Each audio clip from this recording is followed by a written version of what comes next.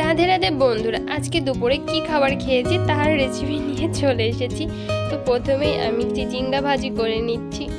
এটাকে শুধু নুন আর হলুদ দিয়ে তেলের সাহায্যে ভেজে নিচ্ছি, এছাড়া আর কিছুই দেইনি। কারণ নিরামিষ খাবারের মধ্যে যে আরও কিছু দিতে হবে কিনা আমি বুঝতে পারি না। যদি কেউ আপনারা জেনে থাকেন অবশ্যই আমাকে কমেন্টে জানাবেন যে এর মধ্যে আরও কি দিলে বেশি ভালো হবে, বেশি মজা হবে। তো আমি প্রথমে চিচিঙ্গাগুলো ভেজে নিয়েছি। এরপরে ভাজা হয়ে গেলে আমি এর মধ্যে সামান্য একটু হিং ছড়িয়ে দিচ্ছি, হিং ছড়িয়ে নামিয়ে নিচ্ছি। এরপরে আমি বেগুন ভেজে নিয়েছি। বেগুন ভাজা হয়ে গেলে আমি ঢেঁড়স ভেজে নিচ্ছি। আজকে সব প্রায় ভাজার উপর দিয়েই গেছে। ভেন্ডিগুলো ভাজা হয়ে গেল, লাস্টে আমি উপর দিয়ে একটু হিং দিয়ে নেড়ে চেড়ে মিশিয়ে নামিয়ে নিচ্ছি।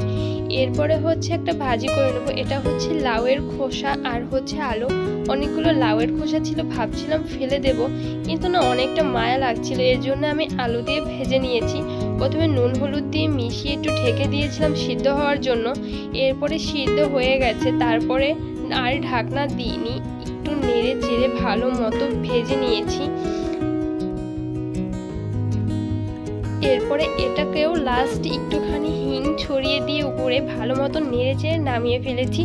এরপরে আমি একটু মুগ ডাল রান্না করে নেব। এই ডালটা আজকে একটু পাতলা করেই রান্না করব, কারণ অনেক গরম পড়েছে, এখন আর ঘন ডাল ভালো লাগছে না, এর জন্য আমি একটু পাতলা করেই ডালটা রান্না করে নিয়েছি।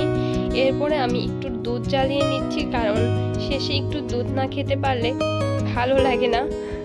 তো আমার দুধটুকু জ্বালিয়ে নেওয়া হয়ে গেছে। এখন হচ্ছে ভাতটা রান্না করে নিয়েছি, সেই ভাতটাও আপনাদের দেখে নেই একবার। এই যে হচ্ছে আমার ভাতও রান্না হয়ে গেছে।